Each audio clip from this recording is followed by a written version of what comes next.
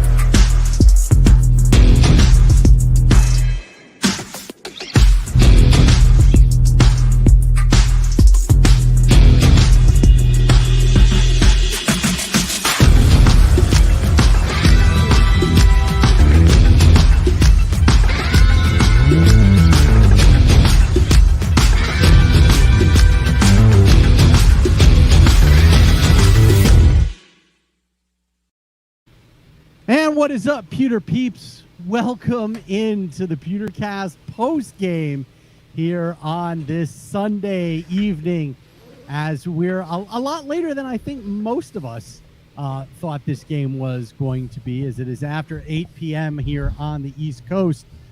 But the Buccaneers are able to somehow wrest victory away from the jaws of a comeback here, as they do take home a 33-27 win over the Buffalo Bills in overtime. Steve Carney, Ren Dax here with you, and we will get to your thoughts here in just a moment. The PewterCast, of course, is always brought to you by our friends at BetUS.com and part of the Fansided Network. Ren, first things first, your overall thoughts on a Week 14 win? Thank God for Perryman. Well, if PewterCast like fans would know, back when we had Perryman and we could have cut him and got like a possible third round comp pick. This is back with Jameis Winston was there. Then the end of the year, like I had a coffee cup and I'd be drinking coffee and I wrote "cut Perryman" on the bottom of the coffee cup because I got tired of saying it. Yeah. So I just drink during the show and the bottom of the coffee cup would say "cut Perryman, cut Perryman." And then Godwin and Evans went down and he had like 3 100-yard games in a row. And it's like, oh, okay, well, this is different. Okay. And then now he's back and he comes back and he gets on the field like, what was it?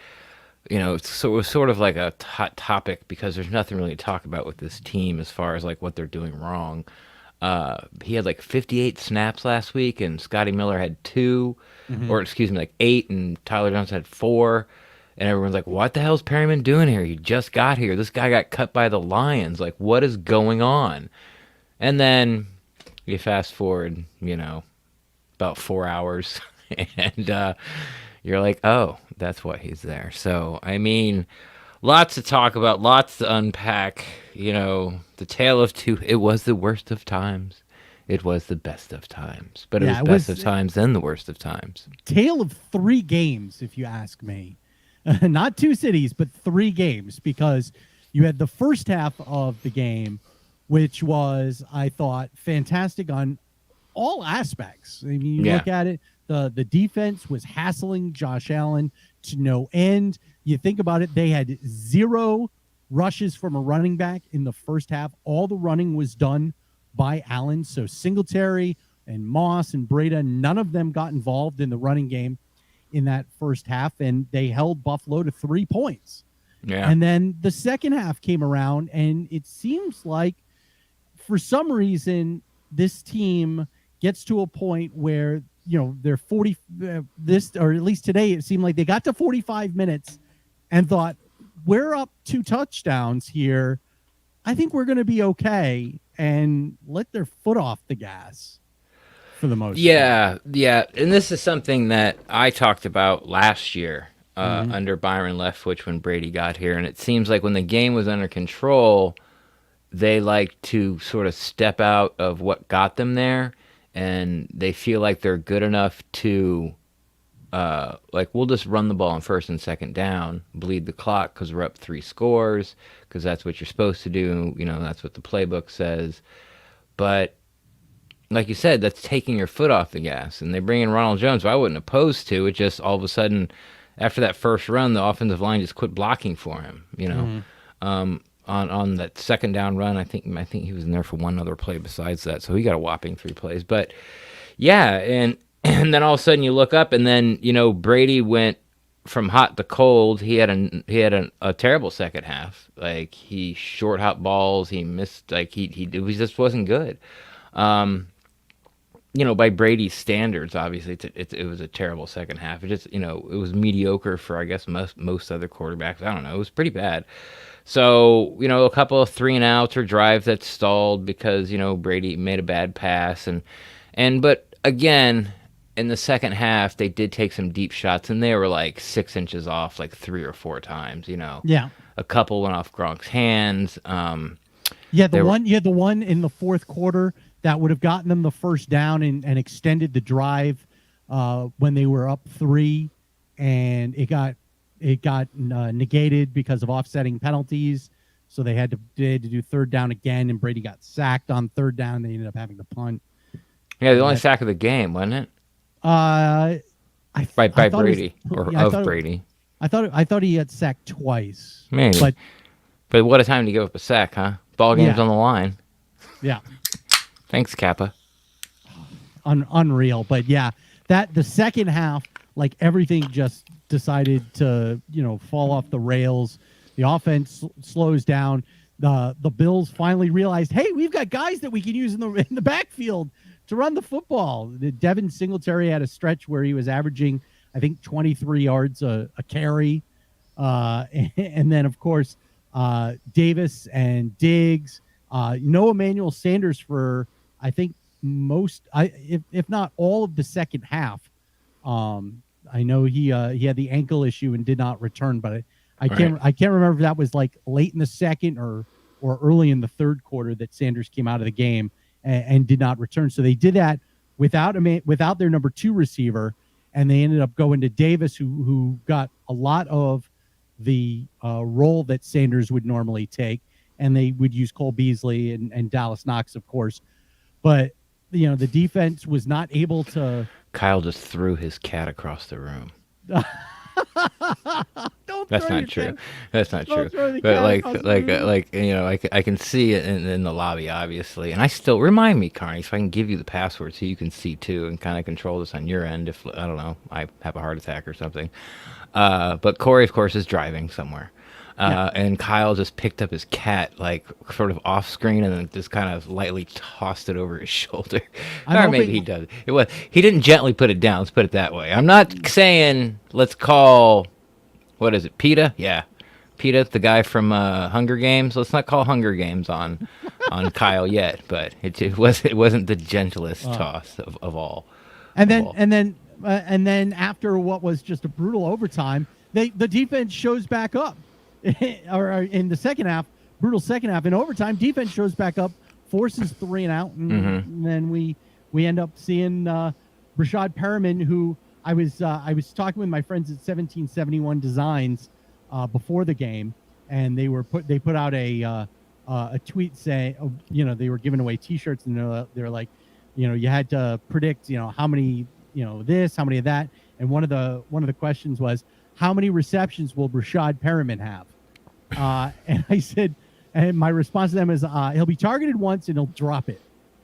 And he'll be in Brady's doghouse. And I thought because Perriman was targeted in the first half once and he dropped it, and then he ended up not being seen again until overtime. But he made the catch when the catch counted.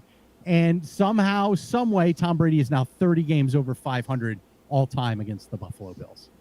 Yeah, did you see that graphic where they popped up right before overtime? Maybe overtime just started. That the last time Brady lost with like a 21-point lead was against Buffalo in 2011. 2011, and that was the last time he lost to Buffalo. Yep, and that's the only time he's ever lost after having a 21-point lead in any game that he's played in. If I was a Buffalo fan, I would hate this guy. Oh, trust That's me. 10 straight years of getting swept. Yes, it's 10 straight Well, years. 9. 8. 8. Yeah, true, 8. But this year. yeah. But I give and I was telling our friend Sal Capaccio, the sideline reporter for the Bills, Right. we had on Wednesday. Go back and check out that episode if you haven't missed it. If you missed it, go check it out. But I was telling him that when it comes to Bills fans, I always joke right with them, like I'm like, who's the owner of the Bills again? And most of them go, oh, it's Terry and Kim Pagula. And I'm like, no. The owner of the Bills is Thomas Edward Peter Brady because he doesn't lose to them. He owns them. Kind of The like last time the Bills beat Brady, George W. was in office. no. Come Obama on, was- give it to me. No, it's not even close because Obama It was was- 8 years to yeah. 12 years. We can say it, though. We'll say it. There's no Bills fans checking it out. Yeah, they don't care. But it's been a long time since the Bills beat Tom Brady, and it wasn't happening tonight. So Yeah, so, oh, man. So what did you like, what didn't you like? And then we'll get to some callers, some videoers, some vloggers, yep, some of our people. some Yeah, of we'll our get- people. We'll get to the Pewter Peeps here in just a moment. I liked for the first Off, when 45 are we going to win a coin toss or a coin toss? Yeah, that was We haven't won a coin toss in I feel it's like, since it's been- George W. was in office. Yeah, it certainly seems like it. And oh, what a shock! Buffalo wins and defers. Yeah, what a shocker. So and they forced the Bucks to go 3 and out. No thanks to the first snap of the game going through Brady's arms and No, it was 14-yard wide. loss. Was it wide? Jensen was trying to hike it to somebody in section 110, who was obviously way to his left. I was coming back from Amalie Arena at the time, so I was listening. I was listening to Gene Deckerhoff and Dave Moore doing the game. So they were just like, "Oh, the ball's loose." I was like, It was loose. It was loose since it left Jensen's hand. It was bad. Yeah, I'm like, first play from scrimmage. This is not a good sign. But thankfully, after that, the first half was much better. I thought that the pressure for the first 45 minutes on Josh Allen was really, really fantastic. Yeah. I thought the way that I thought the way for the most part that the secondary handled the wide receivers. I mean, Diggs is going to get his, Right.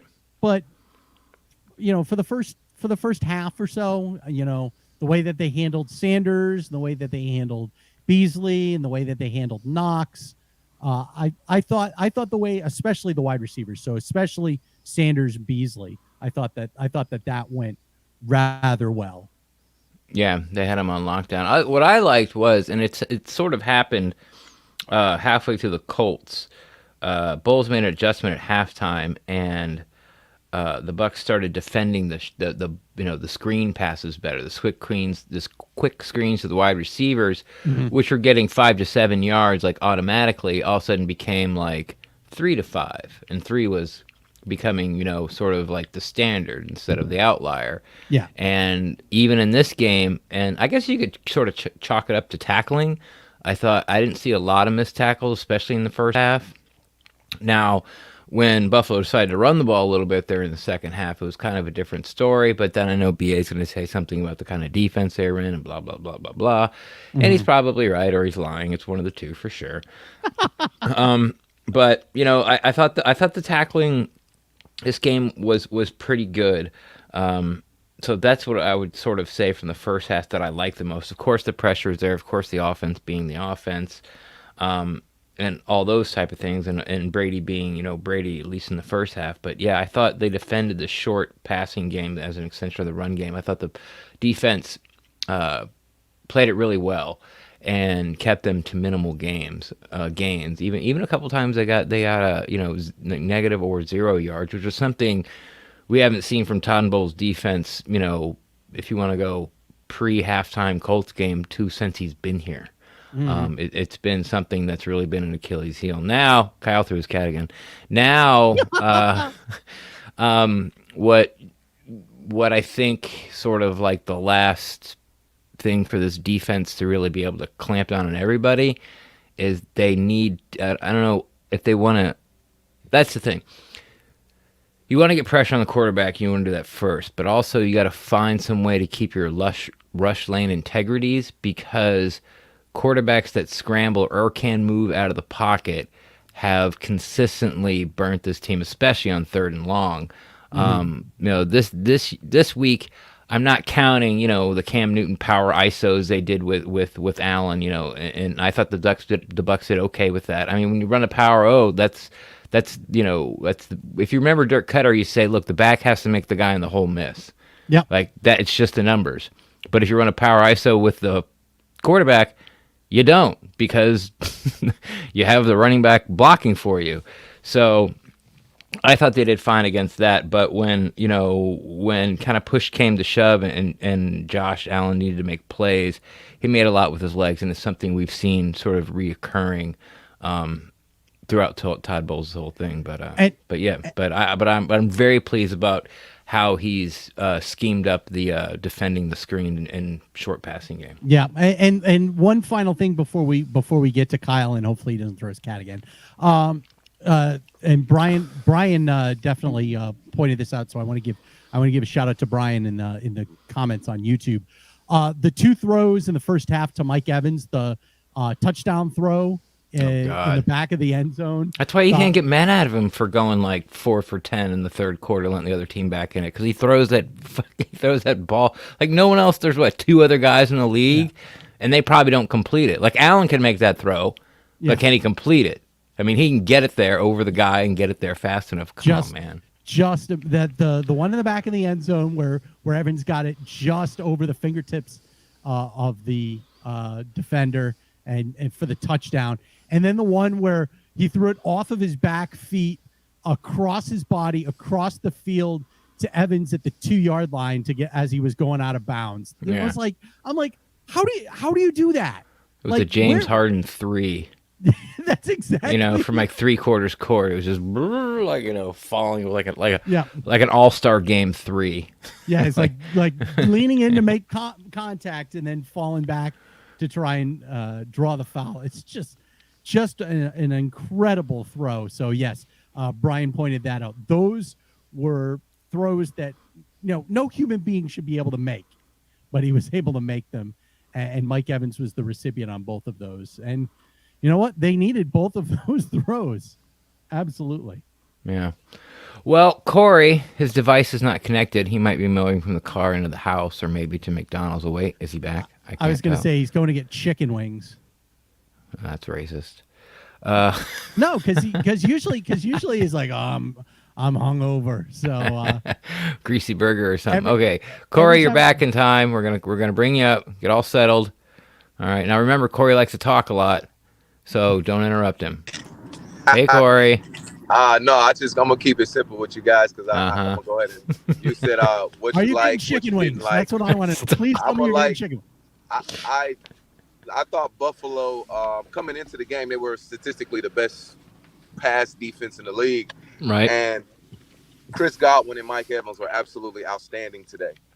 It looked like they took that challenge kind of personal, and they did what they did really against Miami, when Miami tried to play all that man defense, and you just can't stop them. I thought Brady was I thought if we would have lost this game, it would have been because of our offense. I know Buffalo made a run.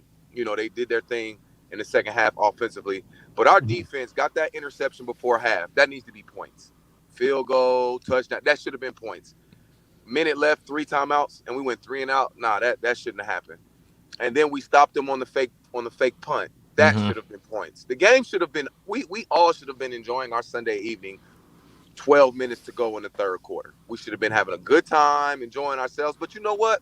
Kudos to the Buffalo Bills. They are a talented team, and they were a desperate team tonight. We have to respect we have to respect those things when you back a dog into a corner. We got to respect what they're going to do. Josh Allen is not a bitch. So he's not gonna play like a bitch if he get in the corner. He's not. He's gonna do the shit he was doing today. And I said it after we played the Cowboys. You gotta score 30 plus to beat us, or we have to have a very bad day. We had a very bad day against the Washington football team. The Saints scored 30 plus. Buffalo had their opportunity. They went down the field on that game tying drive, and they did not score. And when that didn't happen, I knew we were going to win the game. I was like, they're not gonna go down the field on us in overtime. And we did what we were supposed to do in overtime, getting that 3 and out. And once that happened, it was pretty much murder she wrote. I got to give kudos to this team. We've come such a long way in 24 months, guys. Like, I get it. We want to blow everybody out. Yeah, me too. I called this game a blowout, and quite frankly, I was damn near right. I was about 75% right. What'd you call it? A molly whatty? A mollywhopping. That's what I called it, and it was. It was. No idea what that means. We were too physical. We were too fast. We executed at such a high clip. I think we got lazy. We got lazy in our execution. Yeah. After that 24-3 lead, and okay, we backed Buffalo in the corner. They came out fighting, but hey, man, we got the dub, and we learned a lot about ourselves after today. And I'm very excited going forward with how we. I just want to see Jordan Poyer and your boy Micah Hyde post game. That's all I want to see. I just want to see that. Yeah, Poyer, and I said this on Wednesday's show. He is, first team all shit talkers, and so to be able to, and Gronk, I thought did a really good job with those guys. Yeah, but once again, we run these damn tight end routes without the fast tight ends. And I get they might not have trust in O.J. Howard, but damn, man, if we're going to keep sending Gronk up the seam, I think O.J. runs a 4-5. Can we try it? Just try it one time. A tight end screen again. We did a tight end screen with Gronk, and he got caught. I just feel like it would have been more yards with O.J. I get it. Gronk is Gronk. But the athleticism, those routes we were calling for him, he wasn't really making plays. It was the little spot routes he was running. Like, even in overtime, he ran a little spot route, and that's a first down, in my opinion, if that's OJ. But OJ he probably drop it, fumble it, or he wouldn't run. So or he get hurt. Or get hurt. Oh, yeah. So, I mean, that's okay. I'm cool with that, man. The Tom Brady, I think, won MVP tonight. Buffalo was not a bad team. People got to understand that. Buffalo is not a bad team. They lost a tough game to their division rival, who's fucking hot right now, hotter than any team in the NFL. They got the bye, right? But yeah, they won. And don't you love winning games on your bye? I know. Thank you. You're welcome, Bill. Even though you didn't want to give us Stephon Gilmore, you bastard. Don't trade him to a Carolina team. You're welcome. We just won the division for you. Tom still loves you. He still loves you. No need to treat us like that. But when the schedule came out, this was the game. When the schedule came out, this was the game. People said, "Oh, Tampa they'll win X, Y, Z, but they'll probably lose to the Colts and they'll lose to the Buffalo." I tweeted out, I said, "I need to win Buffalo," and we fucking did it. Listen, it's December football. You win it by any means necessary. Any means that's December football, and Mike Evans and Chris Godwin. I just love at this point. I don't care what we pay Chris Godwin. If I could pay him, I pay him myself. If I could just give him side checks, I would. Give him a piece of my income, I would. At this point, he's Larry Fitzgerald. Yeah. I don't know another way to describe him. It's Larry Fitzgerald. But that's it. That's my call, man. I'm about to go ahead and play basketball, man. I was gonna go get a drink because that game aged me. But hey, it ain't supposed to be fucking easy, fellas. No. Get a dub. Go back to the drawing board. You win. And you still need improvement. Let's work on it. Let's do what we need to do. Go Bucks. Hell yeah, brother. That's Corey keeping it short. That's right. and after he gets done playing basketball, hopefully he's gonna go get some chicken wings. What's up with you and the chicken wings thing? Because it's Buffalo. You gotta go get some buffalo wings after you. Oh yeah, okay, I got you now. I got you. All right. Yeah, I'm a big wing guy. I love wings. Yeah. I think everyone loves wings. That's like going out. I like bacon. Yeah. Peanut butter and chocolate's good. Hey, I- spoiler alert. Reese I'm cups, try them. I'm a drumette guy. Like if I'm getting wings, I usually get all drumettes. They're just So, drums. Yeah. We don't say I don't get- drumettes. We're grown men. I don't get well. All right, let's put it that way. I'm not a big fan of flats. There you go. Who was I was talking to somebody about wings the other day, and they were calling them flappers. And I'm like, no, can't do that either. So, I was a big drum guy. Then I got older, and now I like flats. I don't really have a reason why, to be honest. I don't know. Yeah. Whatever. Nah, I'm not the biggest flat guy in the world. So, Right. How do you eat your flats? I usually will break the small bone out and try and eat them with one. Yeah.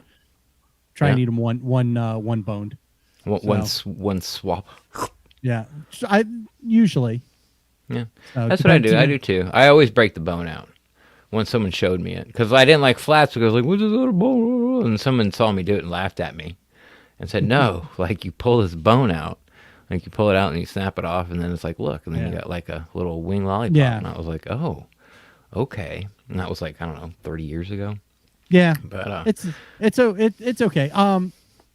I was looking up because someone in the comments mentioned they felt like the Bucks would be able to get the final 4 wins of the season and would have a good opportunity to wrap up the number 1 seed because they're tied with Green Bay and they are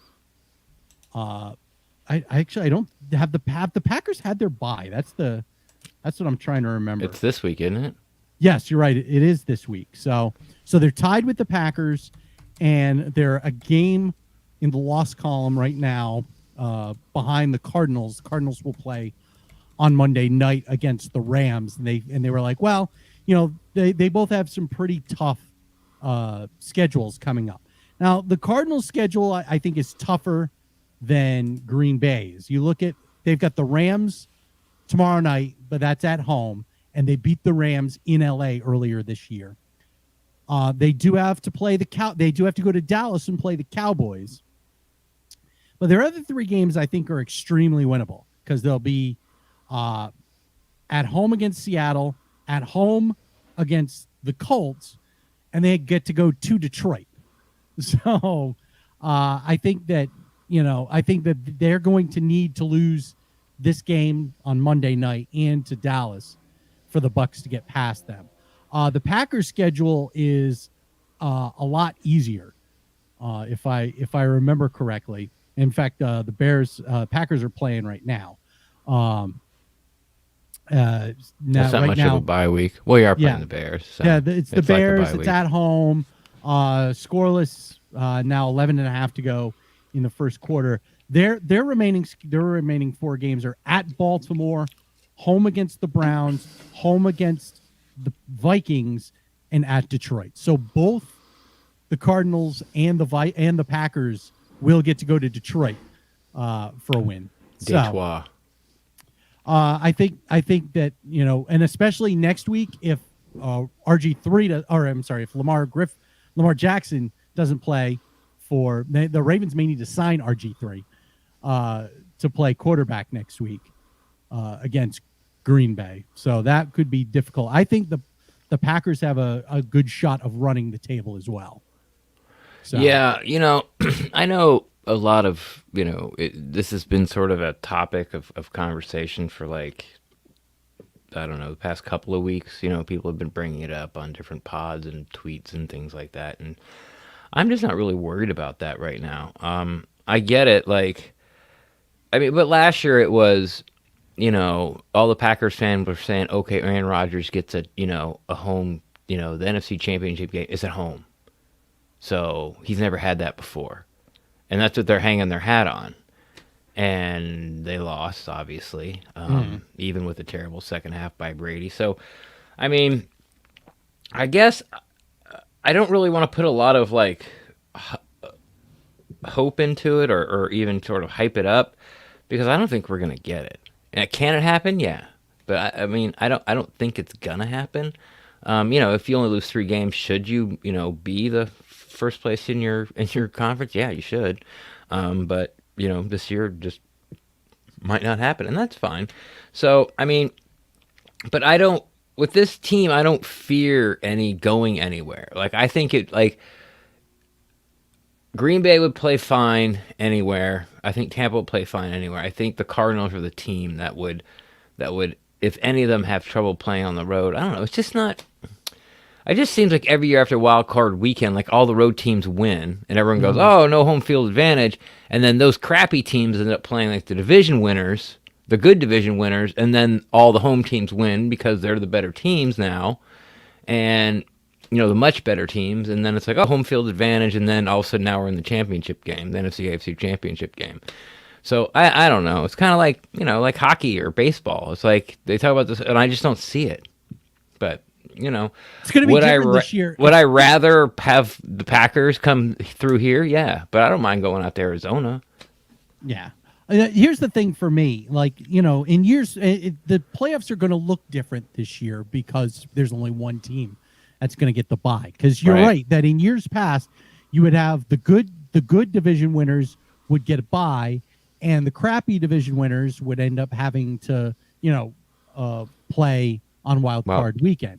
Right. The AFC Souths and the NFC East champions, they're the ones that have to play on wild card weekend. This year it's going to be different because there's going to be at least one really good division winner that's going to have to play on wild card weekend because there's only one bye.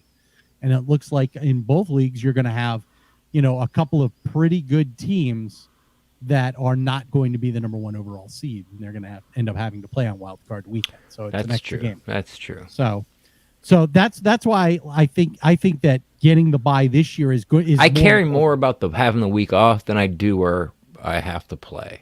Yes. For me personally. Yes, the location doesn't bother me. Getting the extra week off is the big key in that. Yeah, because that gives you a week to rest up and 2 weeks to really prepare. All right.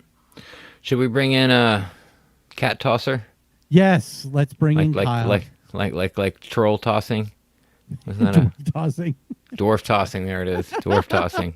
He's garden gnome tossing. Don't like being picked up. Wow! You know how he is every week. He tries to walk across the freaking keyboard. Oh, you mean like how mine tried to get me? Smokey made an appearance last pod. Yeah, Smokey walked and got her butt in the podcast with Sal Capaccio. There you go. What's up, man? I mean, I'm glad we got the W, but as I'm watching the second half, I'm thinking, man, when I call into the show later, I'm going to have to say that whether we won or we lost, my summation of this game would be, what the hell was that? By the second half, I'm assuming? Yeah. When we gave up all those unanswered points when it was like, 24-3, and then next thing you know, we're only up by 3? Right. Yeah, I mean, I what do you think it was? I mean, we talked a little bit about it, but what do you think it was? I don't want to say what I think it was. And we already both of us touched on it. What do you think it was? I mean, I don't know, man. There's no wrong answers. Is it playing too much bend and don't break defense? Because I don't want to completely blame the defense because the offense wasn't scoring either. Right. But I don't know how you give up that many points and there not be on both sides of the ball where the issue is.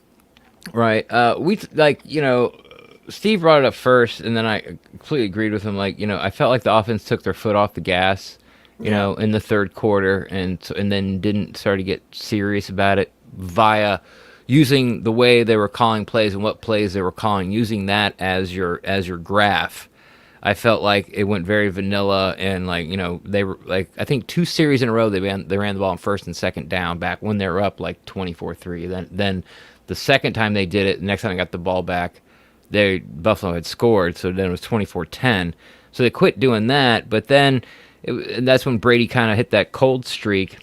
But as far as the defense goes, I don't know if Todd Bowles quit dialing up the pressure, or they got a little lost when they started running the ball with Breida, and he was breaking off big run after. Now, it wasn't like, they give the ball to Breida, then give the ball to Breida, but they give the ball to Breida, and he'd flip the field on him.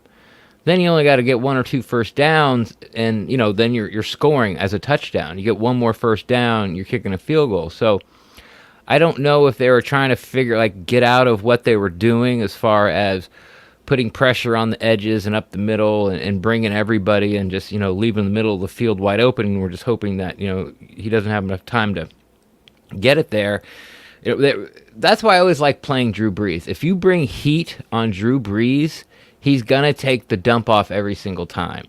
So if it's 3rd and 7+, just blitz the hell out of him, because he's going to dump the ball off to his safety valve, because that's the smart play, and I'm not going to get hit, and I'm not going to get hurt, and all you got to do is come up and make the tackle. Now, it is in the open field, and a lot of the times it was against Alvin Kamara, so it's hard, but, he's not going to sort of hang in the pocket or move in the pocket and make sure he gets the ball down the sticks against one-on-one coverage, because there will be, because you're bringing the blitz. And I think that's what Josh Allen was doing until he knew he could not do that anymore. Right. And so now they have the run, and now they have Allen, who was making plays with his legs, sliding in and out of the pocket, and not getting off his first or second read just because he sees a corner coming. He just, bought time in the pocket, stayed a little more patient, and hit him. I mean, in the first half, when he did have time, boom, boom, boom, they went right down the field in 3 pass plays. It was 25 yards, 15 yards, 22 yards. We ended up stopping them to kick a field goal. That's where they got their field goal points. And Buffalo's a lot better than people think. It's you are what your record says you are. Buffalo's not a 7-6 team. They're just not. Romo talked about it in the broadcast, your top 5 in offense, your top 3 in defense, and you're 7-6.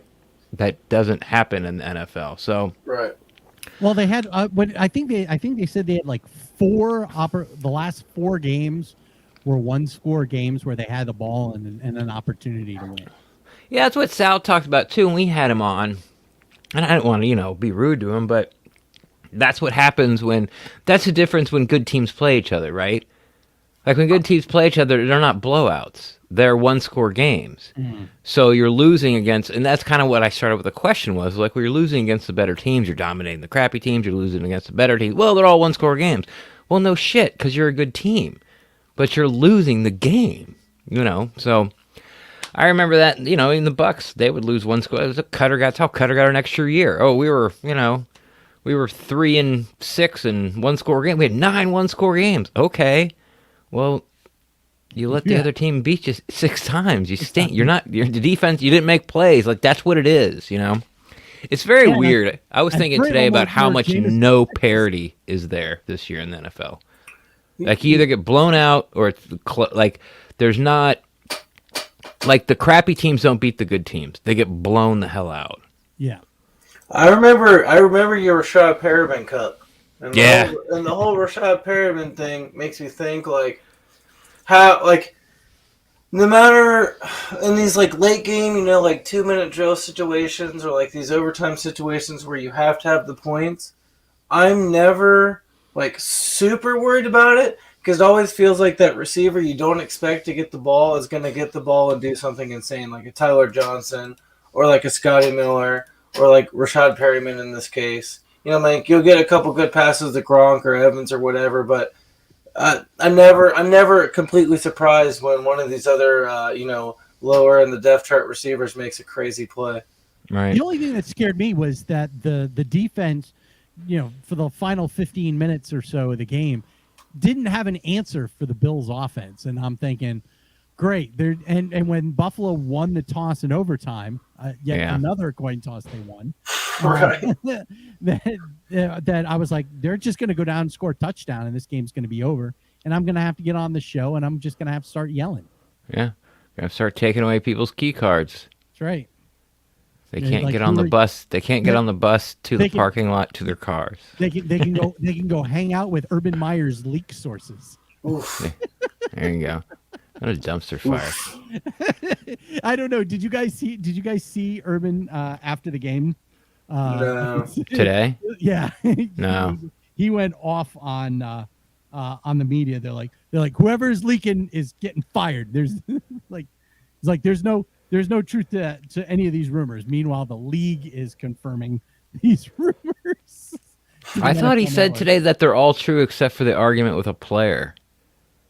Yeah, well, no, he said today that didn't happen. He said after the game, no, that never happened. Liar. I will say I hope that I'm wrong. Last podcast we did, you said I had to pick one. It was a 10-3 or 9-4 or no? Oh shoot, I'm terrible at math, but you know what I mean. Either 3 losses or 4 losses. You were saying we were asking you were you taking 15-3 14-3 or 13-4. Well, I'm hoping that I'm wrong with that 13-4 because after beating the Bills, I don't see us losing a game. Yeah. Some really weird game. It's going to have to be a bad game by the Buccaneers for us to lose a game. I mean, I would say it'd be the Panthers if I had to guess. But... I heard Newton got benched today. Yeah. You know? Yeah. I mean, was Sam Darnold really that bad, or did he just have a bad game? I don't follow the Jets, and I don't think anybody can be successful with the Jets. I don't know how to fix the Jets. I don't follow them enough to say this is what I would do. Not that I'd be right, but here's how I see the situation with the Jets.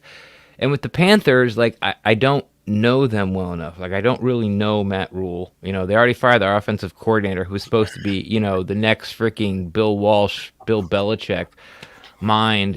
Coming. He was of course the offensive coordinator for LSU when Joe Burrow was there, and they had the best college season ever, and they scored the most points, and blah, blah, blah, blah, blah. And so, now he's offensive coordinator at Carolina, and they give him Bridgewater and Darnold, and then they fire him. And it's like, well, continuity is a lot. The older I get, the more I understand that continuity is the thing. Now, I understand you make a mistake, but you don't go from being like the hottest coach in the entire nation in college and pro to 2 years later being like you don't know what you're doing.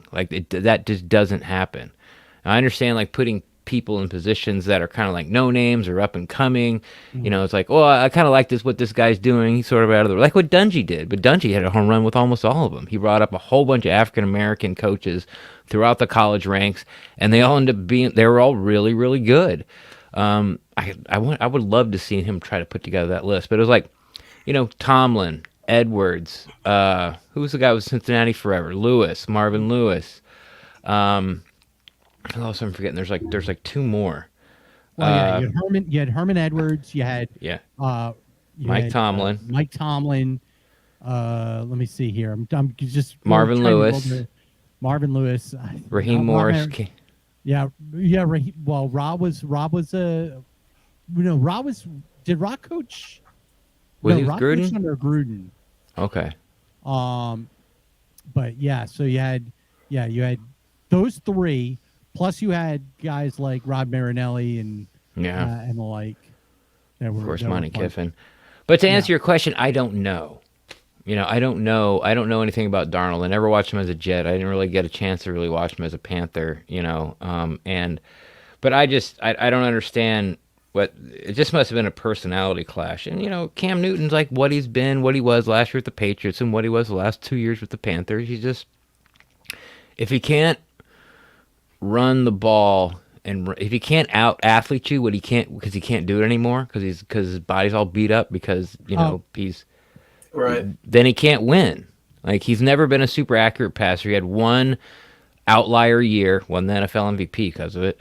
And besides that, he's more of a guy that has accuracy issues, and I also think he's a terrible leader. That's me personally. I think it's always about him. Kind of feels like Winston is like a super quality backup, but not quite convincing as a starter. He can't take care of the ball. Yeah. Oh, the other guy that we were missing is Lovie Smith. Lovie Smith, of course. Oh yeah. How can we forget about Lovie? That's very disappointing.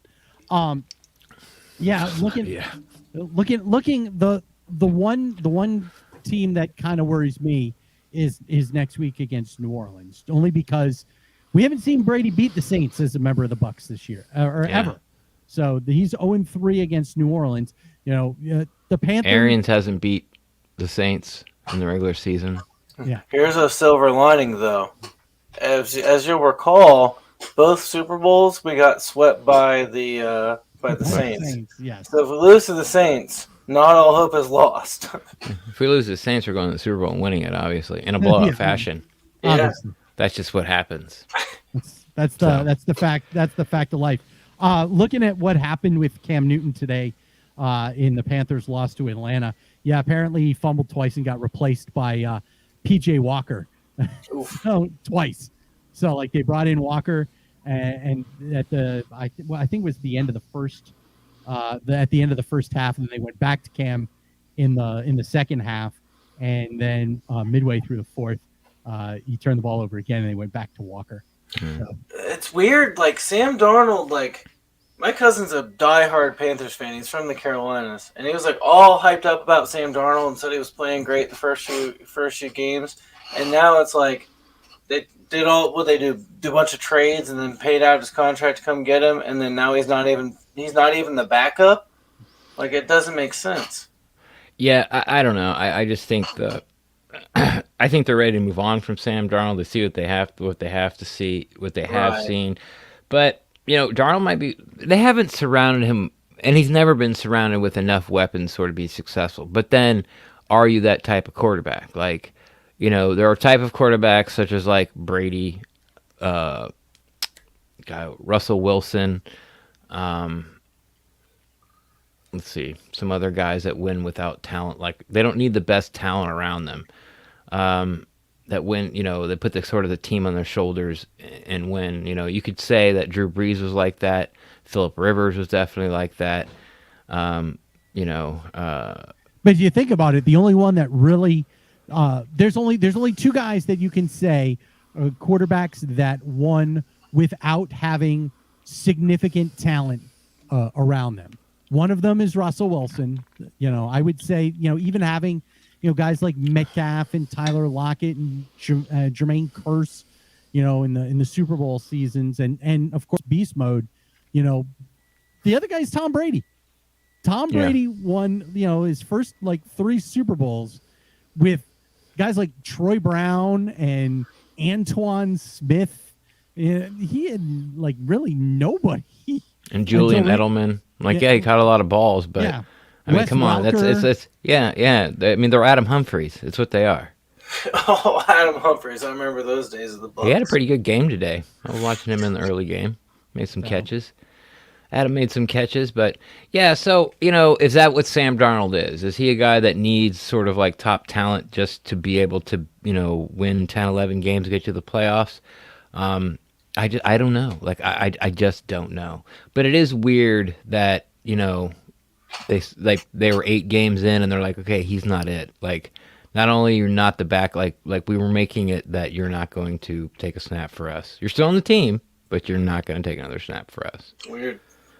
It is weird, which makes you think, is it a management problem? Because now you've ejected, Jesus's kid, as far as what comes to offense in the past 10 years, and Joe Brady, and now the guy that you traded for, and did they trade for Darnold? I think they did, but I don't think he was a free agent. I don't remember. I think he he might have been he may have been free. It doesn't matter anyway. But he was your guy going into the season. You gave Bridgewater a whole year with a crappy offensive line and no secondary. You kind of fixed the secondary a little bit this year. You thought your defense was going to be better. Their defensive line isn't nearly as good as it just got old over them overnight. The whole defensive front just got old on them. And their offensive line still isn't any better. And they only give this guy 8 games. So, I don't know. Is that part of like the college thing where Matt Rule came from? Because he turns programs around very quickly. He went to Temple and did it. He went to Baylor and did it. So maybe that's just kind of what's ingrained in him is that after a handful of games, you ain't it. And makes me wonder who's going to be in the driver's seat when Brady retires. Like, say we win another Super Bowl this year, right? So we go back to back, and Brady's like, "I'm going to leave on a high note. I got my 8th ring. I'm out of here." Would you think that they would let Kyle Trask start, or do you think it's going to be in Blake and Gabbert's hands? I think it's a battle between Trask and Gabbert, and I think Gabbert wins. I think Gabbert can win 11 games with this team. I do. I'm less convinced of that. Kyle huffed at me. Yeah. I'm less convinced than Ren. I think Blaine Gabbert can be successful with this team, but winning 11 games, going 11-6, with winning almost twice as many times as you lose, I think is a little bit of a stretch. I don't make a huffy noise because I don't believe Ren. I make a huffy noise because he's right. Because like a lot of my non-Buccaneers friends have always like complained to me, "Oh, you bought the Super Bowl," and I'm like, I don't think so. I think we had the talent was mostly there. We got a couple free agent pickups, you know what I mean, and Gronk and Ndamukong, and a couple other free agency like signings along the way. But I think the quarterback was the last missing piece. It just happened to be Brady. Yeah, I'm not saying we would have won the Super Bowl last year, but if Gabbert had been our quarterback, I think we would have won a decent amount of games. I don't think. Hey, Nofu. I don't think that you can actually buy a Super Bowl. I think you can buy a World Series. I think you can buy an NBA championship. But as far as a Stanley Cup or like the salary caps are too solid. Like you can't. Right. There's too many, especially in football. There's too many. You got to pay freaking 53 guys. I was gonna say it's different when there are 5 people on the floor, like in basketball, or 6 people in hockey, even 9 like in baseball. But to do it with 22 is, and in baseball there's no cap, so yeah, it wouldn't really even matter. You see guys getting like $300 million 10-year contracts and shit. Yeah, can you imagine like what Ozzie Smith wouldn't make this right now? Well, he'd make $182 million over 11 years, like Wander Franco is going to make. Yeah, as a 20-year-old. I heard he blinged out. He put like diamonds all over his steering wheel or something. He drives the craziest shit you will ever see. Like he came to spring training as an 18-year-old driving a Lamborghini. Like okay. I would ask him, I'm like, you gonna give me a ride in that thing? He's like, your fat ass wouldn't fit in it. He was great about it. And then last year he came. Did you try to prove him wrong? No. Just open it. Let's find out. He was right. My fat ass wasn't fitting in a Lambo. But then this year, this past year, he still had the Lambo, but he got a big old Mercedes G-Wagon SUV. And like that was his daily driver this year. I'm like, you still have the Lambo? He's like, yep. I'm like, Jesus Christ, where do you get all these cars from? Where do you get all this money from? Well, he got a big signing bonus as a 16-year-old. Yeah. So, well, I don't want to take up too much. I want to give some people a couple more chances to call in before the end of the show. But there's I will say, here, Kyle. Huh? There's no one else in the queue. Yeah. Well, I will leave you with something that I think about quite often. Scared. So, as a Bucks fan from Ohio, like I often get the question like, "Oh, well, where'd you become a Bucks fan?" And then, or you get the people now that they won the Super Bowl, like, "Oh, you're a bandwagoner." Right. My response to that is, I didn't sit through Josh Freeman, Mike Glennon, Jameis Winston, and Jeff Garcia, Brian Greasy. Yeah, I didn't sit through all these quarterbacks since '97 to be called a bandwagoner. And then you throw your cat on them. Wow! That's it. That's your walk up music, Kyle. That's right. Hey, no foos here in the chat. All right, Kyle, you got to go beat it. Beat it, cat abuser. Get out of here. Kyle. By the way, Mike Glennon, Napoleon quarterback, starting today for the Giants. Yeah. 17 of 36, 191 yards, 2 touchdowns, and a pick in a 2-score loss to the Chargers out in LA.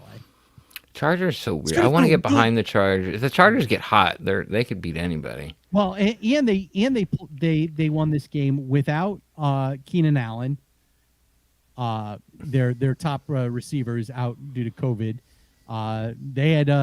They threw to 2, 4, 6, 8, 9 different receivers.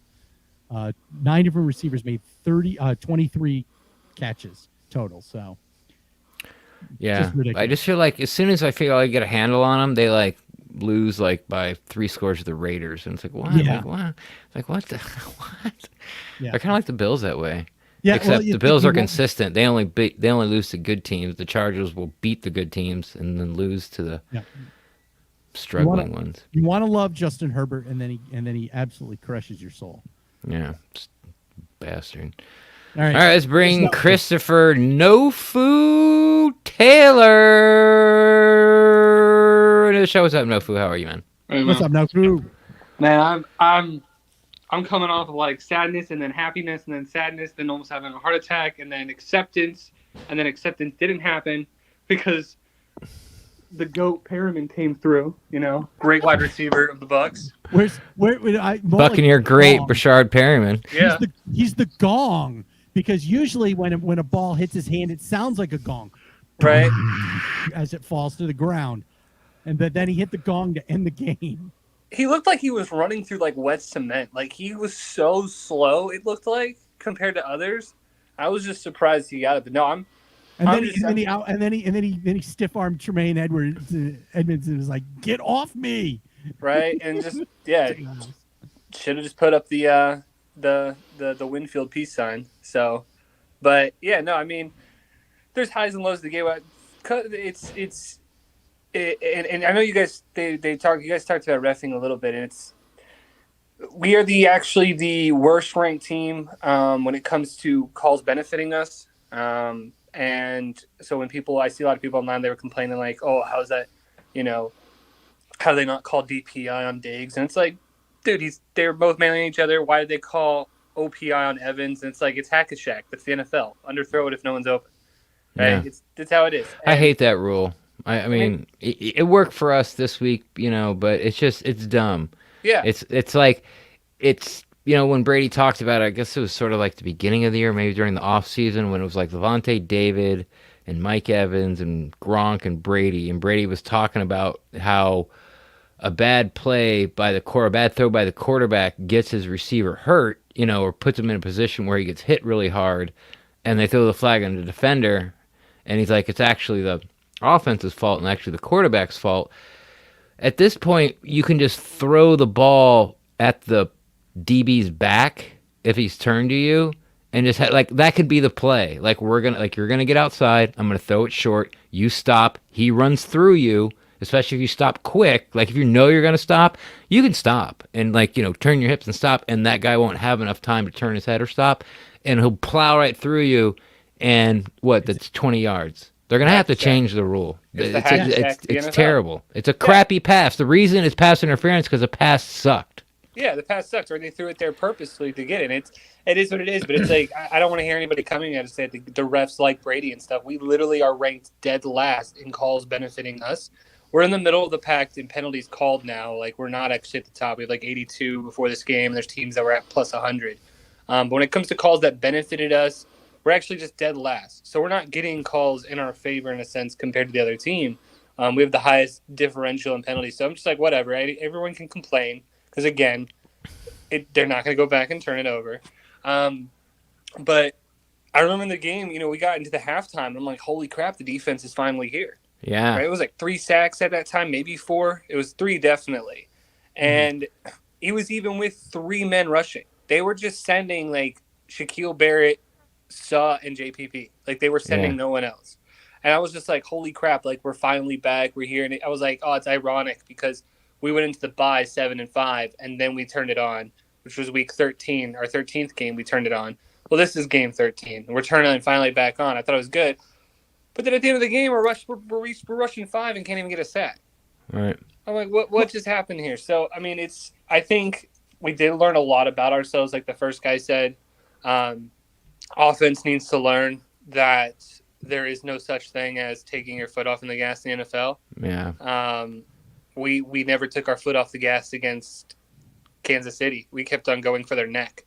And when you do it against a good team like the Bills, like I remember I'm in like a massive Discord with like 1,000 different NFL fans and everything. And it was like 8 or like 11 minutes left in the fourth. And the Bucs were getting the ball back. We were still up by 14. We just went up by 17. It was like 27-10. And I was like, yeah, Bucks need like 2 first downs and we've won. Right. We didn't even get the 2 first downs. I was like, what? So what are we doing? Like, why are we trying to do like? So the offense worries me more so than the defense now. Really? Yeah, it's not the offensive capability; it's the play calling, the strategy. Like, what are we doing? Like, yes, we're up 24, 27-10 against the Bills, but it's the Bills, and there's still 1.5 quarters to go. And so maybe that they didn't realize how tanked out their defense was to a point where they had to call timeout at 1 minute left and not let the clock burn because they were so tired. But I think they need to take a long, hard look at this game and go say, hey, it's never over. It's unless it's Chiefs versus the Raiders and you're that blown out. But no, overall, I mean, I'm happy. I mean, it's like the first guy said, this was one of those games where, I remember listening to your guys' podcast in the beginning. I listen to every single one. Even if I'm not here, I'll watch it like either Monday or Tuesday.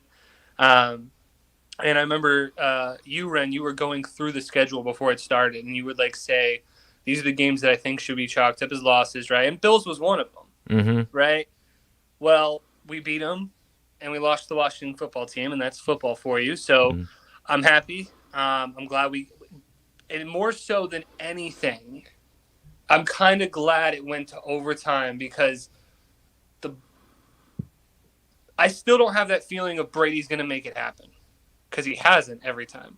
Oh, yeah, I know. Right. So for us to go at home, to lose that lead, our morale's down, their momentum's high. Like you guys said, when we went into overtime and they got the call, I was like, it's over. We've lost. Yeah. Like, that's it.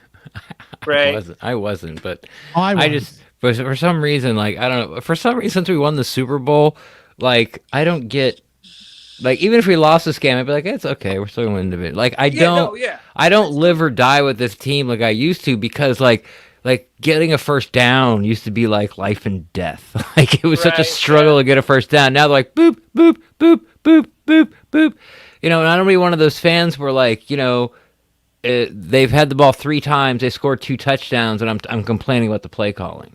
Right. It's what? What? Yeah, because to me, if we win by 1 point or we don't, I mean, as John Madden said, if you score more points than the other team, you have a good chance of winning.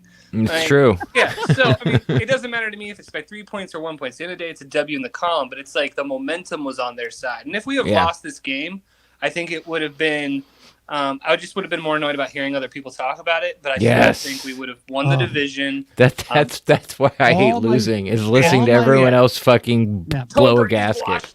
He's a fraud. Yeah. I hate to say it. Friends of mine who I can't stand him this year. Oh, God. But friends of mine who are Bills fans would have been like, because they're all from Toronto, they'd have been like, oh, you see, we're going to win the Super Bowl Cup. Because they're from Toronto. The fans have just been worse and worse, and they keep on trying to come at me, and I'm like, bro, I'm used to living in the bottom of the dumpster fire. Yeah. I'm going to enjoy it. You can't take this from me. So if we lost, we lost. But going into the overtime, when I say we've lost, I viewed it the momentum literally a 24-point swing. They scored the 17 points. They're doing great.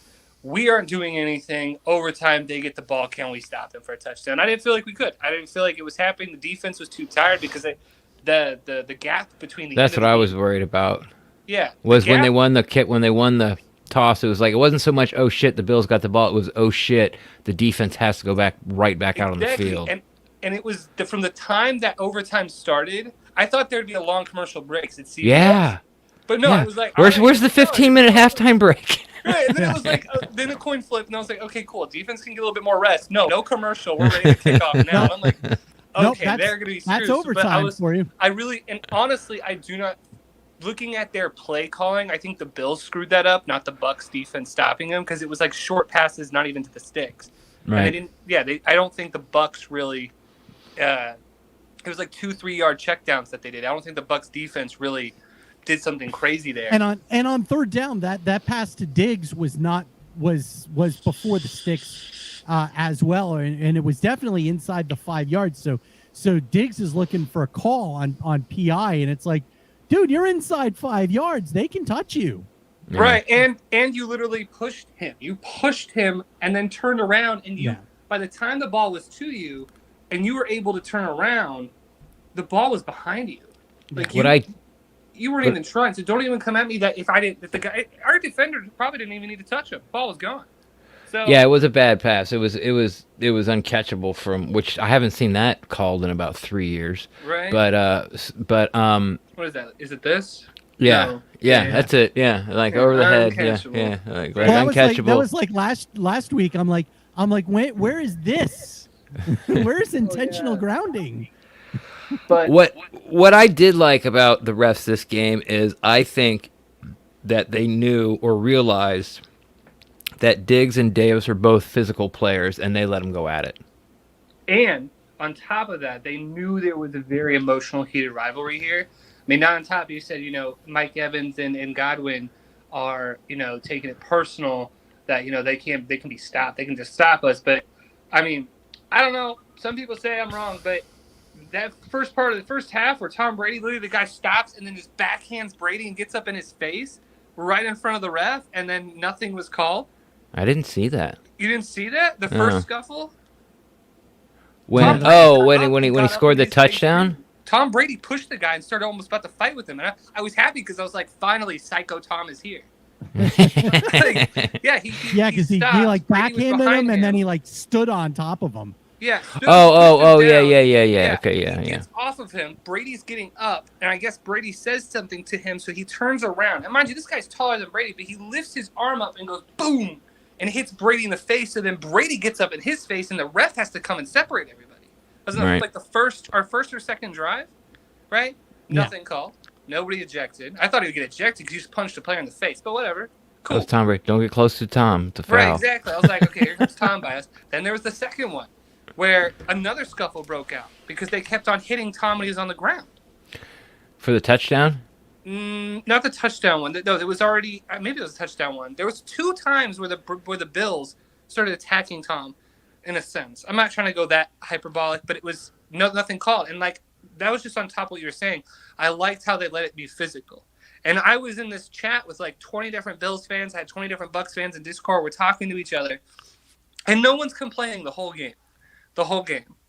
And then Bills fans are like, oh, then it gets tight, and it's and exactly. Then it comes to the end, and all the other games are finished. Now we got Green Bay fans in, Cowboys fans, everything. Everyone's now screaming ref ball, and the Bucks are their bias for the Bucks. And I'm like, okay. I was enjoying that they were. I'll take my bias all the way to the W.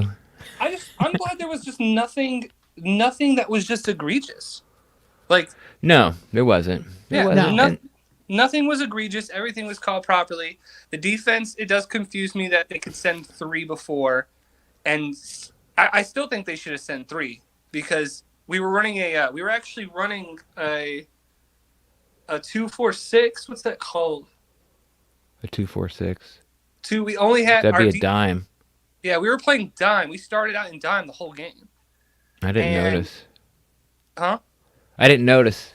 Yeah, it was Sa and Vita Vea, and then JPP, Shaquille Barrett, David White, and Levante David. And then it was Dean, Carlton Davis, Sherman at safety, or nickel safety, or whatever the heck you want to call it. A nickel, I guess you call it nickel. Winfield, and then there was a different guy. Who was the other safety? It wasn't Adams. An idiot. Oh, yeah, Andrew Adams. Andrew Adams, yeah. So we played that the primary first one, so they couldn't pass the ball. That's Cam Newton's daddy. Yeah, Shaq Barrett would just rush the quarterback with Vita Vea and Sa. Yeah, their right tackle had a bad game. Yeah, and then JPP would just cover the flat for the check down, and they couldn't do anything. And we were getting sacks with 3-men rush, and then we got out of that. We went into like a Tampa 2 or something. I don't know. It just seemed weird. That's the only thing that makes me scratch my head. Offense, it makes sense what they did. It's a dumb decision. Y'all took your foot off the gas. But I'm really curious as to why Bowles, who I feel like is the better of the 2 coordinators, changed the whole defensive scheme when it was working. Maybe you should ask him. Let me call him real quick. Hold up. No, just get some credentials. Yeah. Right. And get in the Zoom on Thursday. Yeah, you can get him on the email list, can't you, Carney? Yeah, I bet I could. Probably. Yeah, I'm sure. I'll just go. They won't call on you though. Right. Yeah. I'll just get all NFL 20. I had my hand raised before anyone would even come on, and they wouldn't call on me. Right. Well, we just get dumb questions about Vita Vea's teeth. So, but How does that make you feel? Next question I don't is from care. No He's got Food. 31 other ones. But outside of that, I'm gonna let you guys go because you need to watch Green Bay versus Bears because we obviously doesn't matter if we don't get the first seed or not to me as long as you make the playoffs. But obviously, I would love to see Green Bay lose because there's something about it's like the Saints fans last year just watching Green Bay fans lose their mind is nice. So, but next week's game is gonna be emotional. Yeah, it's going to be wild. I really So, want to win. I really, Ren, really want to win. Compared This is to the what one that you happened wanted. last time. So I didn't come on last time, but I drove with my wife from my parents' house back to ours 2 hours, and we just had it on the car, and she put her headphones in and watched her YouTube video. And I remember you weren't as upset. You're like, hey, I know it's the Saints. This is the Saints, and it's also for the division. So if we lose, be prepared, man. They're coming. Yeah. Yeah. I know. This one matters. Like, because again, you were right. I was like, okay, like it's they lost their quarterback. I know it sucks because the Saints. We talk a lot of crap, but everything's still fine. Well, there's the schedule's soft and all that kind of stuff. I'm not going to talk crap this week. They lost to Trevor Siemian for crying out but loud. I cannot lose again to the Saints. I just can't. We have to beat these guys. It's just this one's really going to hurt because it is for the. Even if we lose, we're still going to get division. And I remember saying, "Well, hey, now it's fun again." It's like, wow, it's like we're not going to blow through the season and go 16-1. Like this is just like we got something actually to talk about. But no, if we lose this game, I'm not going to start yelling and screaming because it's such a week-to-week league, and that's what you learn the more you sort of cover it every week. If you lose to the Saints, you honestly think there's no way this team can make a deep playoff run. Now the first seed's out. They're not going to get the bye. They're going to have to go on the road. You try to go to Green Bay and Arizona. You're not going to do it. Blah, blah, blah, blah, blah, blah. And then the next week they go out and they look like the best team that's ever played football. It's just, and then the next week after that, like they'll beat the Jets. They have to go to overtime to beat the Jets. And it's like, well, if we play like that, they're not going to be able to do. It's so. Well, all these people are professionals. Like these are the best players in college. These are professionals. Other guys get paid too. Yeah, there's only so many people. And that's why I like pro over college. Because in college, you can lose the first game and win the rest and still make the playoffs. If you lose the last game, no matter how good you are, you're out. Here, you can lose the first 4 games and still make the playoffs. You can still get better week in and week out. It's an interesting league. I'm glad the BUCS are, for example, like you can strategize how you play your games and what you show off. Like I brought up to you way back when, I don't know if you remember, I said, why aren't we doing no huddle offense? Well, the BUCS brought it out today because it's strong against them because their defense likes to hide things. Well, they can't hide it if I'm keeping the same group of guys out there. Right. So it is good. So I just want to beat them because I hate them so much. But not the organization, not really the fans so much. Yeah. The Cam Jordan, Chauncey Gardner-Johnson, that guy that steals mouthpieces. Sean Payton in his butthole mouth on the sidelines. Yeah, what are the cat star face? Yeah. Lattimore. Oh God, fucking Lattimore. Just it would be great if like Cam Newton was play with the Saints instead of the Panthers. See, and then, all the guys that I don't like would be on the same team. See, if we lose to the Saints, I have no problem losing one of the Panthers. Kind of like a gimme to their season, right? Like, hey, you guys, you can have a little something there. Congratulations. There you go. You guys have something to talk about during the off season. Yeah, keep Matt Rule for another season. Just stay right down on there. But I do want to ask you guys real quick because we're screwed in 2 years, right? Because of the cap. No, it's gonna go. A lot of money in loans. It's gonna go up. I don't know. I don't understand how these void years work. Blah blah blah. But this year it's going up 20 million, and next year will go up another 10. So in the next 2 years, it's gonna go up 30 million. So how it works is like Levante Davids is the most famous one. It's a 5-year deal with 3 void years in it. Right. So he's gonna retire. Basically, what it's saying is he's going to retire in 2 years. Right. So, but even though he's retired, we still pay him those 3 years he's gone. So are you sure? That's basically it. He's going to get the money, but we don't have to pay all the money these 2 years. So it's like taking loans out of the bank. We're taking loans on our mortgage. Oh, I see what you're saying. Yeah, okay. Gotcha. Yeah, when we need, what is it, 52, 53 people? We have to have those on our, after he's gone and retired, we still have to pay him and he still hits our cap. I think, look, okay, no matter what you think by screwed. Now, it would be a very different story because this is what we talked about with the Saints. And the Saints right now, even with the projected $20 million bump in salary cap, they're still like $42 million over. I saw the stats. It's actually 54 next year. We have the best out of the NFC South. So we're at 32 million plus. So you have that. So, but we've seen the Saints year after year after year after year until finally Drew Brees retired and they had to pay the piper. They went like 10 years of like, how are we going to sign anybody? Where it's always going to come back and bite us. So, and I think the Bucs understand how to work those things. This is something we'll definitely be getting into as soon as the season over. Everybody will be getting into it and everybody will talk about it. I can't really speak intelligently on it that I think that we're going to be screwed. I think that they understand what they're doing and they have a plan. And so far, as much as people talked about Rich McKay and the draft picks he made and built that team and built that Super Bowl team and that defense for like 10 years, once it hit sort of like the window, like we couldn't pay anybody else. That's why Lynch left. That's why Sapp left. That's why Brooks like retired left, because he mortgaged everything and then we had to pay the piper. I was too young. I didn't understand the salary cap. I didn't care about those type of things. I didn't know that's why they left. But Rich McKay did a pretty crappy job for setting the club up in the future. He went all in, not only with the players. He went in all in as like, we're gonna suck for 5 years, but we're gonna try to get this now. I don't think that's what Jason Light's doing. Well, he's going all of the players. And he's paying the guys, but go ahead. You look at it. Yeah, I remember being around for salary cap hell, doing sports radio, and we would talk about this, and it was how Rich McKay structured everything, where everything came to fruition. Like Ren said, 04, 05, 06, when things really got bad, and you end up getting stuck with guys that are at the end of their careers looking for one more paycheck. And that's why you have to bring in Charlie Garner and Derek Deese and Todd Stussy, all these guys that, had nothing left, but you needed those guys because they were willing to take basically the veteran minimum and not be a part of the top 51. And so their money didn't count against the cap.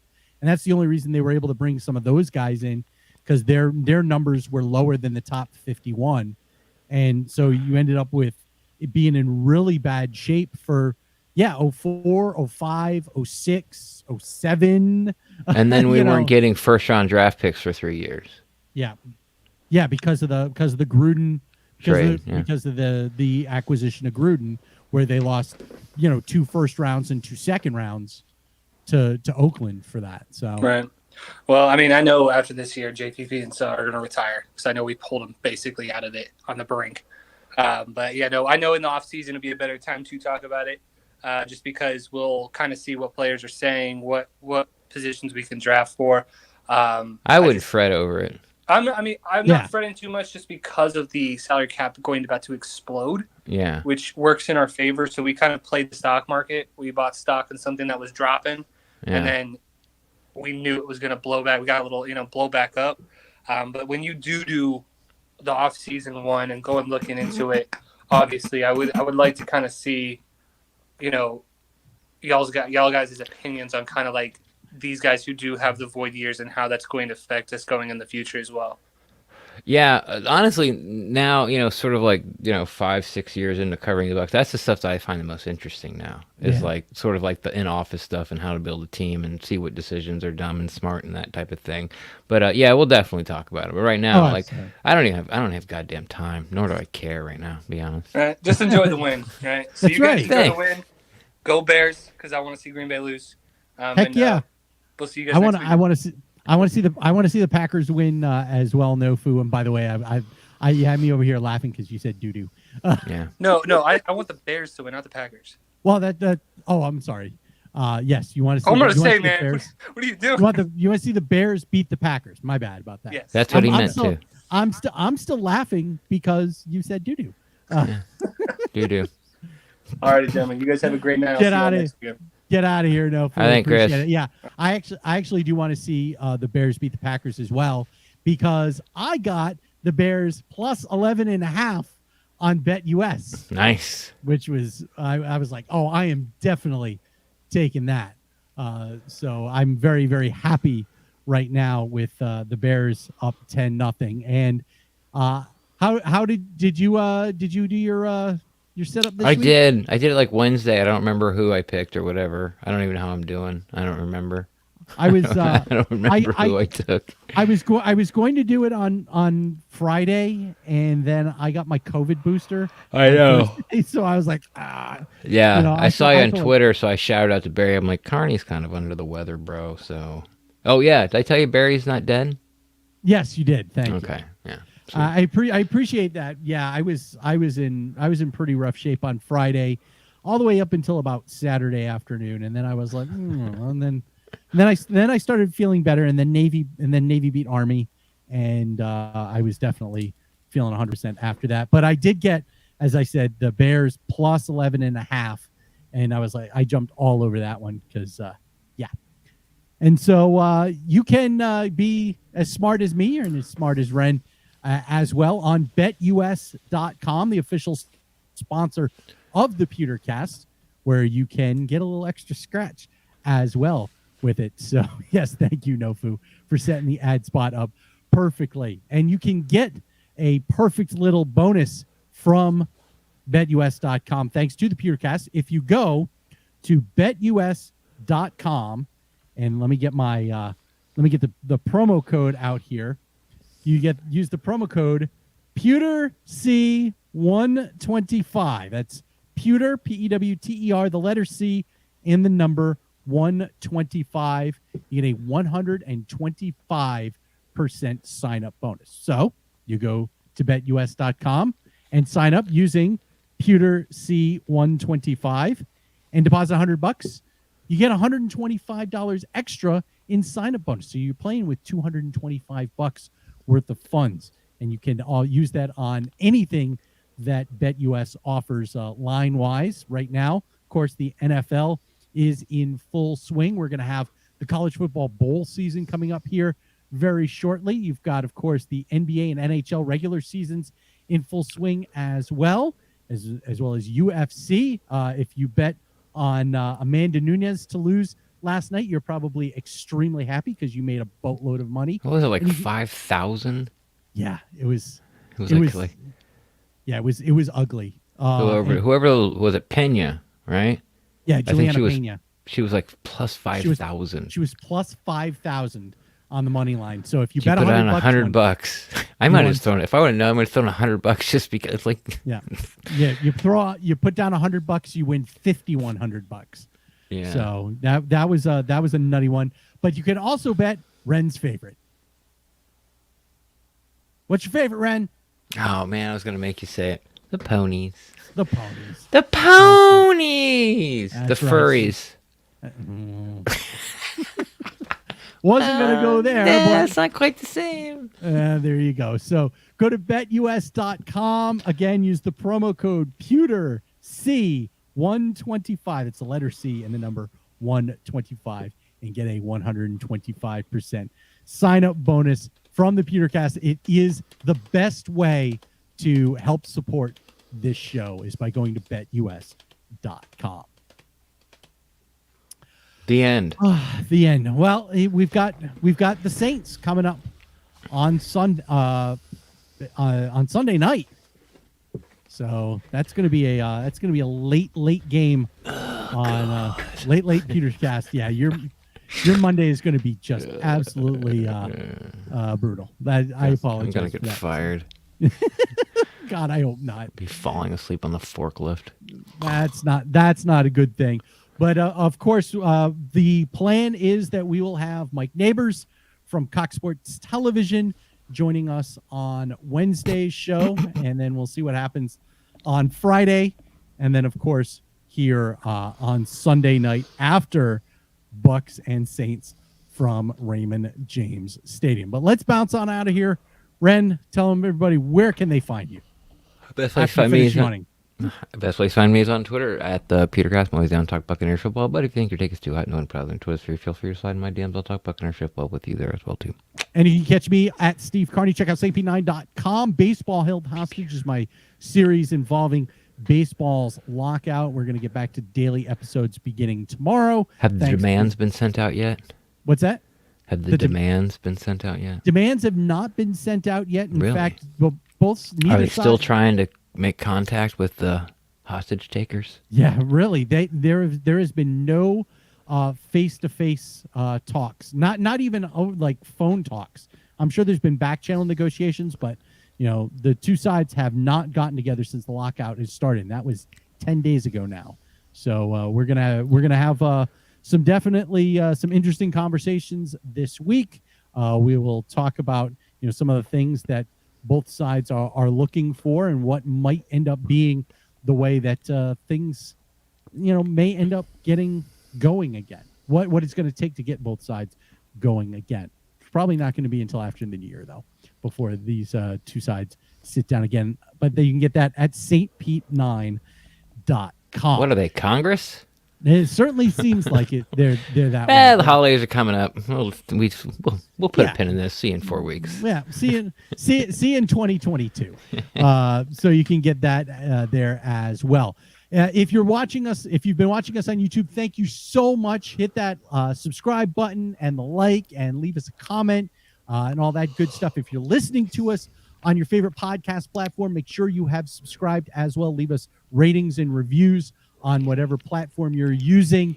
And also thank you to our sponsor, BetUS.com. Thank you to the Fansided Network for hosting this show. And until Wednesday, go buck yourself. Bucks win.